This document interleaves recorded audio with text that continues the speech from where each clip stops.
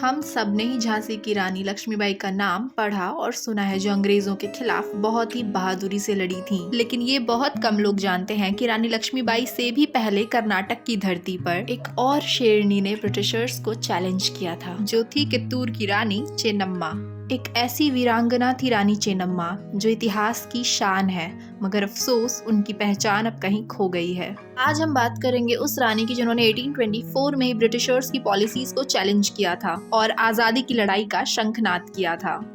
आखिर कौन थी रानी चेन्नम्मा? चलिए आज हम बात करते हैं और जानते हैं रानी चेन्नम्मा के बारे में। रानी चेन्नम्मा का जन्म कर्नाटक के बेलगावी डिस्ट्रिक्ट के काकती गांव में हुआ था। शादी के बाद वो कित्तूर की रानी बनी। उनके पति राजा मल्ला सराज की डेथ 1816 में हो गई। इसके बाद उनका बेटा शिवलिंग रुद्र सर्जा गद्दी पर बैठा, लेकिन उसकी भी 1824 में डेथ हो गई। और अपने मरने से पहले शिवलिंग रुद्र ने एक छोटे बच्चे शिवलिंगप्पा को अडॉप्ट किया था और अपना वारिस डिक्लेयर किया था। बट ईस्ट इंडिया कंपनी ने उस अडॉप्शन को एक्सेप्ट करने से मना कर दिया और डॉक्ट्राइन ऑफ लैप्स के तहत कित्तूर पर कब्जा करना शुरू कर दिया। कित्तूर रिवेलियन 1824। अक्टूबर 1824 में ब्रिटिश ऑफिसर जॉन थैकरी ने कित्तूर पर अटैक किया था, जिसमें पहले वॉर में ब्रिटिशर्स को काफी नुकसान हुआ और जॉन थैकरी मारे गए। दो British officer Sir Walter Elliot और स्टीवेंसन को रानी की सेना ने पकड़ लिया, पर इसके बाद ब्रिटिशर्स ने और भी बड़ा अटैक किया और कित्तूर के फोर्ट पर कब्जा कर लिया। रानी चेन्नम्मा और उनके परिवार को बेलहोंगल किले में कैद कर दिया गया, जहां 1829 में उस वीरांगना